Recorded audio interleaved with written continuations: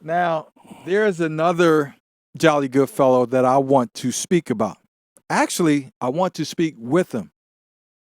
His name is Adam Guillette, and he's the president of Accuracy and Media. He should be here momentarily, and my fingers are crossed that he doesn't get canceled because his important work, PD, puts him in the crosshairs of powerful people. What? Yeah, Best a man can get. Oh, there he is. Greetings, Adam. Hey, thank you so much for having me. Yes, sir. Yes, indeedy. I want to first welcome you to the safe space, and secondly, I need you to know that this safe space is truly a safe space for free speech, not from free speech. So do what you always do, which is speak freely. And this is my co-host Pat Dixon. How do you do? Nice to meet you, Adam. Glad to be on. All I do is speak freely. Usually Absolutely. It gets me in trouble. Sometimes it gets me accolades. I'm sure. So we're all about the accolades today, Adam, for sure. Now, before we delve into the obvious bias of the liberal media's reporting of BLM that you often highlight, tell us the mission of Accuracy and Media and what motivated you to spearhead the company. Sure. Well, I like putting frowns on the faces of bad people doing bad things. I like the values the three of us probably share of individualism, limited government, freedom. So what we do at Accuracy and Media, we use investigative journalism and citizen activism to hold the media accountable and to expose public corruption. Obviously, it's a very target-rich environment. Absolutely. It seems like you may be overwhelmed with work, and I want to thank you for taking time out to be with us today. So, talk to us about the media's protectionism of BLM, because that is something I wrote about in my book Black Lives Matter. But you take it to a level that I think everyone need to hear. Well, the big one we're seeing recently is they refuse to use the term riot. Even when local law enforcement define it as a riot, the media won't call it that. Forbes even had an instance last week where initially their headline called what happened in Portland a riot. Then they scrubbed the headline, took out the word riot, to change the headline entirely. So what we've been doing is sending emails, sending letters, making phone calls to these journalists, treating them like the true political players that they are and holding their feet to the fire so that they can realize that what they're doing is morally outrageous. These are divisive times, and what they do to provide political cover for obnoxious, violent people only makes the situation worse. Indeed. Now, let me ask, because I'm always asked this question. It's very simple. Why? Why is the liberal media doing this? Well, I'll tell you, for many of them, they view it as in their profit interest. We're in a fragmented media landscape where none of them are trying to get a broad audience. They're all trying to get a narrow audience. So for the MSNBCs, the Washington Posts, the CNNs, they know that if they do an anti-Trump story or an anti-American story or a pro-BLM story, that's going to sell. That's going to get the clicks. Well, what do they do on a given day if there isn't anything anti-Trump that happened? Well, basically, they make it up. They write fan fiction because they want to pay the bills. Subscriberships are down. It's a competitive landscape. So they will make up whatever they have to make up. They'll smear whatever they need to smear to write anti-Trump stories. So it boils down to the almighty dollar. This is an income generating machine that they have, a revenue generating machine that they have. Ultimately. Yeah, could I respond to that? Sure. I always found some comfort in the idea that it was a market-driven thing, but it seems as if some smart, editor or publisher would say, hey, there's a lot of people on the other side too, and if we can come off as more truthful, we might be able to sell more. I think that there's a fear. Is that possible? That, if they step out of line, all of these other news sources will bag on them? And is there also a factor that it seems like all the news outlets are owned by so few people? Well, it's kind of in a way like the way we view cable television and cable TV shows. The absolute best shows that you guys probably like on television aren't shows that go after a broad audience and try to bring in young and old, male and female. There's shows that go after narrow audiences, and they can have a lot more success that way. It's kind of the same way right now in cable news. They know that they can have more success going after a narrow niche audience and placating them like crazy than by trying to make everyone happy.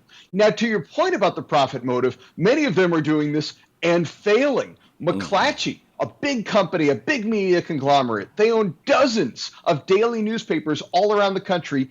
They filed for bankruptcy before the pandemic even started. And ever since the pandemic started, they've been lobbying Congress for a dedicated federal bailout of the media, which we've been fighting with our activists at aim.org. We've been doing a White House petition. We delivered petitions to Mitch McConnell's office. We've been making phone calls and sending emails. But now that their subscriberships are down, they want to force you to pay for their left-wing newspapers. Wow. Thank you for pointing out that they're failing. A lot of these businesses are failing because I thought that this was a bad business model. And apparently, I don't know if I'm right or wrong, but the fact that you pointed out, I'm happy to hear that. That's music to my ears because I don't see this BLM terror group, as it was called before. As it was called by the owner of Palmetto Cheese? Buck Henry. But yeah, Henry Buck Henry. I don't know. But anyway, yeah, I don't see them going away anytime soon because they have this. They appear to have the momentum with not just the media, but corporations are bending over forwards and backwards to bend the knee and show solidarity and appear to be woke. So, what can be done to offset this momentum that they have? Any ideas, Adam? Great question. Now, the first thing is, I think we need to go after the culture. I think politics is downstream from culture. People make the mistake of thinking that politicians are leaders. They're not. Politicians are followers. They follow the polls. They follow the money. They follow the lobbyists. They follow the activists. And primarily, they follow the culture. So that's where we need to fight this fight. We need to go out to the cultural institutions and make it clear that we can support Black lives without supporting a Marxist organization. We can support things that both people on the left and right can agree on, like ending the militarization of police or no-knock warrants or chokeholds and things like that. It doesn't have to be this false dichotomy presented by the media where you either think Black Lives Matter or you think law enforcement matters. We can embrace both and understand that Marxism is a bad idea. And similarly, there are bad cops out there. One of the cultural institutions we've been fighting this week is ESPN. I don't know if you saw it. ESPN host Max Kellerman went on a show and blamed right-wingers for the violence in the cities. Right-wingers, I guess, are burning down Portland and occupying Seattle and so forth. Right-wingers. And ESPN has admitted they know that they've got a problem with politics in their channel. So as we speak, on our website, again, aim.org, we're sending emails and we're making phone calls and we're pressuring ESPN because they're a powerful cultural institution to cut that nonsense out of their TV shows. Wow. Great stuff there. And you mentioned Max Kellerman. I didn't see that. And I'm not surprised. Are there any other examples of the bias from the liberal media that you can recall? Well, I mean, I don't know how many hours your show is going to go on. I don't know if this is the Jerry Lewis telethon or what time we're looking at. But the ones that really are frustrating me right now are the false dichotomy created by the media, that you either line up with the Marxist-led Black Lives Matter organization, or you hate Black people and you just blindly support the cops. Those are, basically the only choices being presented by the media, and it's incredibly dangerous. It creates divisiveness, and that is, to me, one of the most frustrating things that we're seeing right now. So where else? Like I've seen you, Adam, on different shows. Most of the shows lean right. How is your message received by people on the left or the leftist media? Or have you been invited to speak on other? Have you been invited to speak on leftist platforms? To my dismay, no. And I would love to chat on any of those shows, not only because I'll talk on any show that'll have me on, but because I think it's important to embrace other viewpoints and listen to what other people have to say and get your ideas in front of different audiences. I think our side needs to do that more and not just listen to people who are center-right or libertarian. I agree. It's important to hear what other viewpoints have to say. That's the only way we can agree upon things. And that's the only way we can strengthen our beliefs is by hearing other viewpoints. May I just say, though, yeah, of course, it wouldn't be very typical for one of these news outlets to say, yes, please, let's have an accuracy in media proponent here to take us apart. But to the dichotomy you were speaking about, it seems as if the left flourishes in that that environment more than the right because they all think with one brain. And I use the word think, liberally there, loosely. But when you have on the right a lot of free thinking people, how do you get them to all sort of, unite on this one idea? It seems as if that's where it's difficult for conservatives because, we all are individuals. No, that's a great point. It's much easier for the left to demagogue on issues, which is what they do, than it is for the right. And to your point, in some ways, that's a good thing. I love being among individualistic people who can make their own minds up about things and aren't as easily led by, charismatic leaders. We still have a problem with that now and then on a variety of issues, but naturally the left is much better at it, so much so that they've made identity politics the bread and butter of their political activism these days. Yeah. Rather than viewing one another as individuals, they take the dehumanizing viewpoint that we should define ourselves based on race, gender, which is, of course, a construct, age, socioeconomic status. It's disgustingly dehumanizing, and it's at the heart of their messaging today. Yeah. I have one last question for you, Adam. When's the book coming out? As soon as I learn how to read and write. It's a big problem I'm dealing with. Oh, man, you had to bring that up.